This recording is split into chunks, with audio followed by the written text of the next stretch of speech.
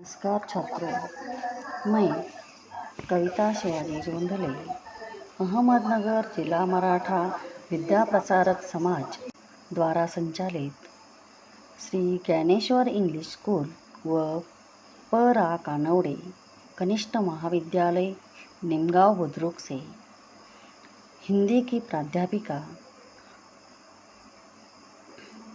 अपनी संस्था के सभी महानुभावों के प्रति मेरा सादर प्रणाम। साथ ही संस्था के निरीक्षक, तंत्र स्नेही, विषयतज्ञ जिनके प्रति शुक्रिया अदा करती हूँ, जिन्होंने ऑनलाइन शिक्षा प्रणाली में शामिल होने का सुअवसर मुझे दिया। छात्रों, आज की स्थिति से हम सब वाकिफ़ हैं। कोविड-19 के वजह से पूरा देश परेशान है। कॉलेज, स्कूल बंद है, परंतु हमारी संस्था ने छात्रों की शैक्षणिक हानि न हो इसलिए ऑनलाइन शिक्षा प्रणाली को प्रस्तुत किया है, जिसमें आप सभी का स्वागत है। तो बच्चों, आज पाठ्यपुस्तक के स्वागत है। यह जो कविता है, यह कविता श्याम दानेश्वर जी ने लिखी हुई है। तो कवि ने इस कविता में क्या बताया हुआ है, वह आज हम उसका अध्ययन करने वाले हैं। तो सबसे पहले हम कवि परिचय है, इस परिचय के बारे में जानकारी लेंगे। तो देखिए, श्याम दानेश्वर जी का जन्म फरवरी 1943 में हुआ। शिक्षा प्राप्त करने के पश्चात आप हिंदी अध्यापक के रूप में कार्यरत रहे। हिंदी के प्रति लगाव होने के कारण साहित्य रचना में रुचि जागृत हुई। प्रवासी साहित्य में मॉरिशस के कवि के रूप में आपकी पहचान बनी। अपने परिजनों से बिछोह का दुख, गुलामी का दंश और पीड़ा आपके काव्य में पूरी संवेदना के साथ उभरी है। यथार्थ अंकन के साथ भविष्य के प्रति आशावादिता आपके काव्य की विशेषता है। प्रवासी भारतीय साहित्य में आपका महत्वपूर्ण योगदान रहा है। श्याम दानेश्वर जी की मृत्यु 2006 में हुई। हमने अब तक कवि परिचय देखा हुआ है। अब कवि श्याम दानेश्वर जी ने जो कृतियाँ लिखी हुई है वो कौन सी है? तो उनकी पागल, कमलकांड, उन्होंने उपन्यास लिखे हैं।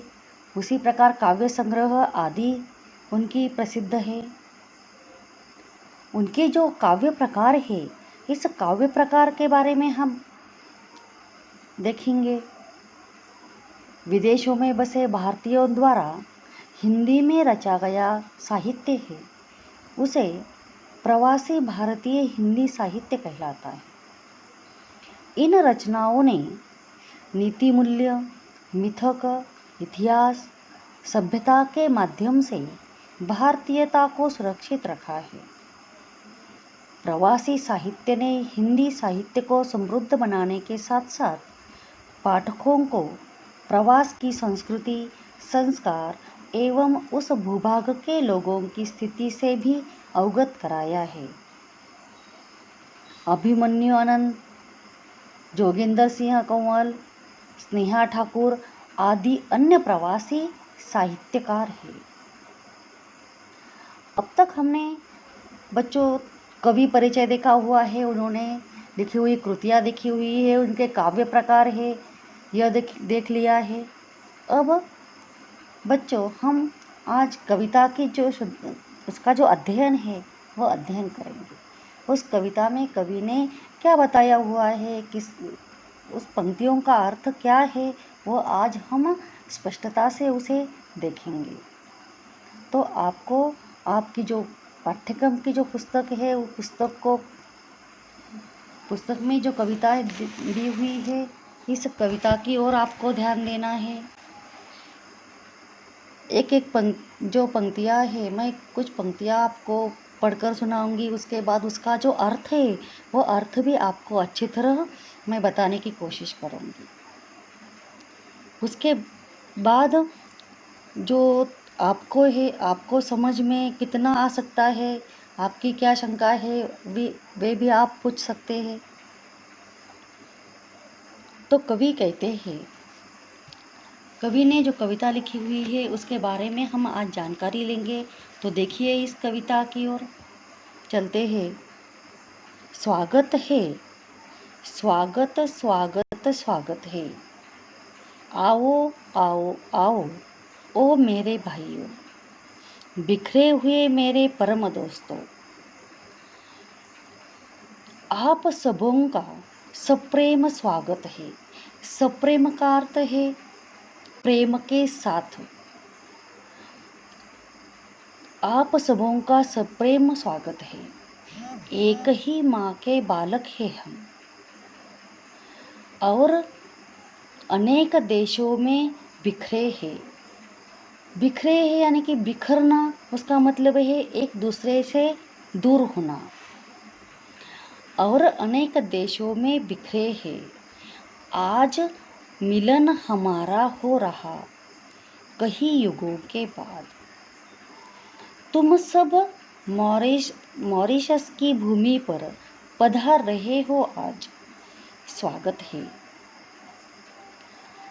अब बच्चों, यह इस कविता का जो अर्थ है वह अर्थ मैं आपको बताना चाहती हूँ। कवि कहते हैं, हे मेरे देशवासियों, मेरे भाइयों, आओ, तुम सबका स्वागत है।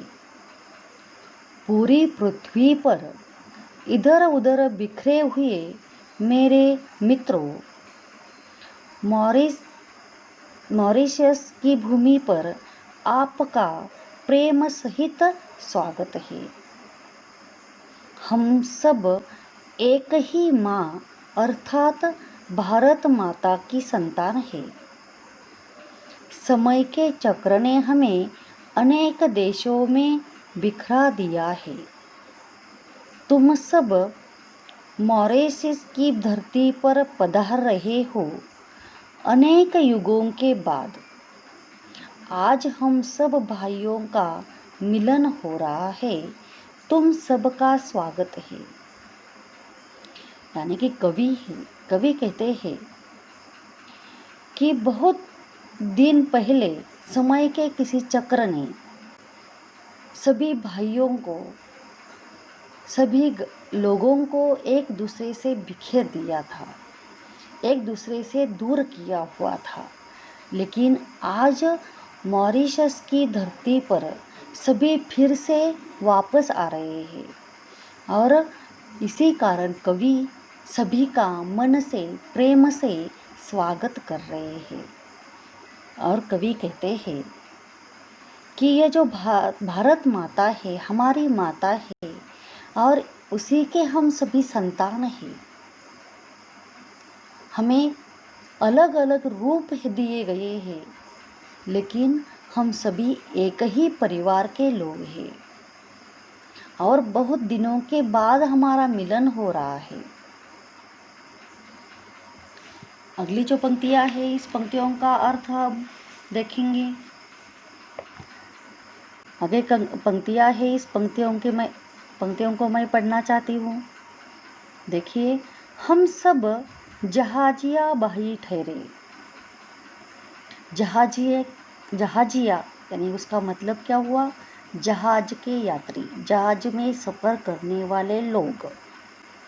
कोई इस जहाज पर चढ़ा था तो कोई उस जहाज पर, और जब जहाज पानी में बहने लगे तो एक ही देश में नहीं पाए गए।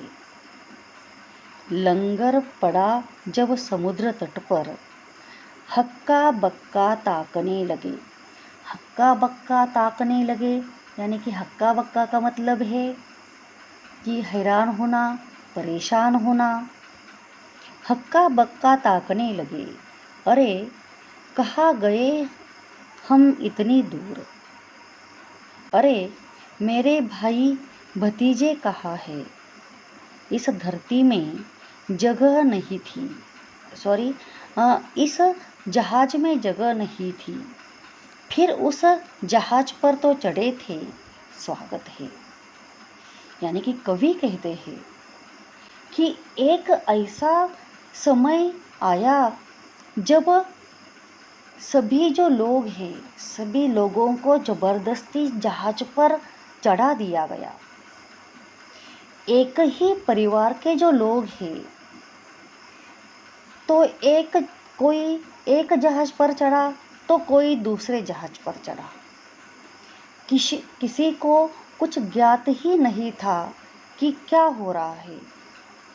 हम नहीं जानते थे कि वे जहाज अलग अलग देशों में जा रहे हैं। जलयान अपनी गति से पानी पर बहने लगे।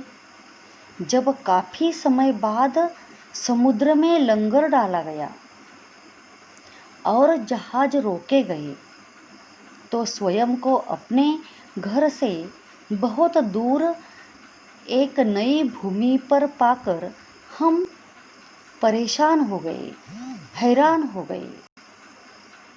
हमने पाया कि हमारे सब साथी, सब परिजन एक दूसरे से बिछुड़ गए हैं।